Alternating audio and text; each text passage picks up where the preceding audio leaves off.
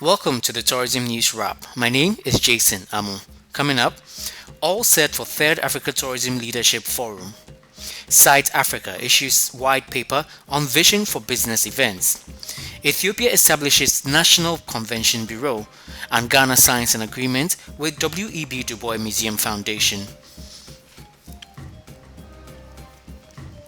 The Society for Incentive Travel Excellence, Site Africa, has urged national governments to cooperate and harmonize protocols to make travel seamless.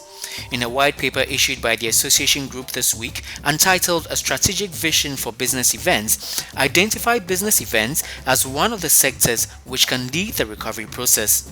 Tess Proust, the chairperson for Site Africa, spoke to Tourism News Wrap. We had about 26 people altogether. And the outcome was remarkable. What we found was that most people agreed that in terms of adhering to protocols, implementing those protocols, we were ready to open. But, our governments were not allowing that, obviously for all the fear of the unknowns. So 3 months down the line, many things have changed.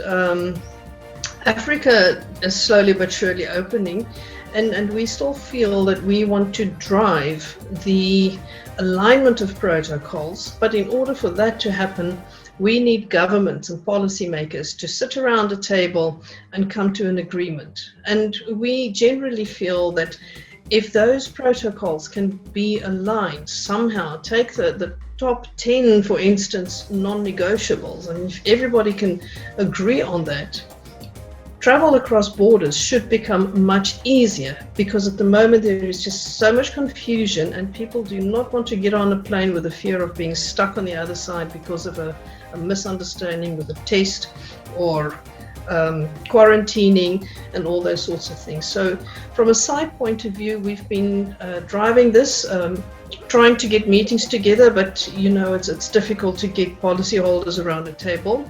So it is taking time, but that is our mission for now.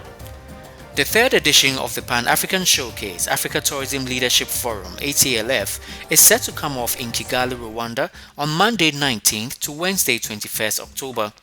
ATLF is a Pan-African dialogue platform. It brings together key stakeholders of Africa's travel, tourism, hospitality and aviation sectors to network, share insights and devise strategies for intra-Africa travel and tourism growth across the continent whilst enhancing the brand equity of Africa. The theme for this year's gathering is Shaping a Better Future for Intra-Africa Travel Together. Ethiopia has become the latest African country to create a new national agency dedicated to the promotion of the meetings, incentives, conferences and exhibition sector. Speaking to Tourism News Wrap, the director at the Ethiopian Convention Bureau, Tourism Ethiopia, Alimayehu Jebetinse, said the establishment of the office is to help Ethiopia consolidate its foothold as a diplomatic hub. Ethiopia, starting from back on 20s and 30s, we have been hosting international meetings from establishing the African Union. So we thought that we have experience in hosting in different meetings in Ethiopia. So now we thought that it's the time to establish the Convention Bureau to lead the both private and public sector to take to the international market. So that is the idea behind establishing Ethiopian Convention Bureau. Mandate will be, leading the public and private sector so that we can penetrate to the international market. So our mandate is really coordinating all the private and public sectors so that we can be a leading market in Africa on the MICE. The government of Ghana, through the Ministry of Tourism, Arts and Culture, has reached an agreement with the W.E.B Dubois Museum Foundation to redevelop the W.E.B Dubois Memorial Center in Accra into a world-class museum in honor of the celebrated Pan-African champion. The W.E.B Dubois Memorial Center currently houses the mortal remains of both Dubois and his wife and also serves as a reference point for research into the life of the civil rights icon and his contemporaries in the Pan-African movement. Over the years, many discussions have gone on about the development of a proper museum to preserve his works from being lost, which has culminated in the signing of a Memorandum of Understanding. Minister of Tourism, Arts and Culture Barbara Otin-Jesi said the development of the Dubois Museum will add impetus to the various projects and programs of the government of Ghana to bridging the gap between Africans in the diaspora with those on the homeland.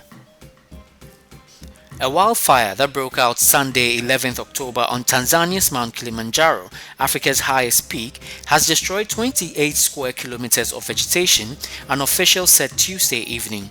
Alan Kijazi, the Conservation Commissioner for Tanzania National Parks Authority, said the loss of vegetation could be higher as fighters are still battling to extinguish the fire.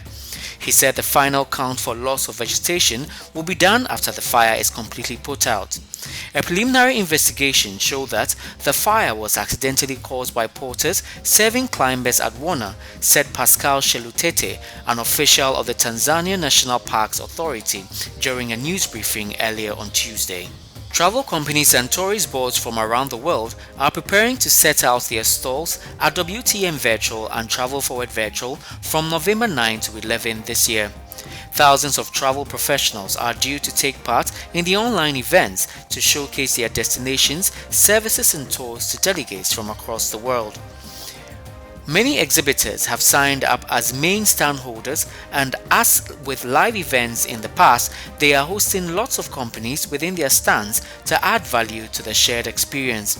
The Tourism Board of Andalusia, WTM Virtual's premier partner for 2020, has confirmed that 40 companies will share its stand to help promote products and services from the popular Spanish region. There's more news on www.voyageafrique.com and all our social media platforms. My name is Jason Amo.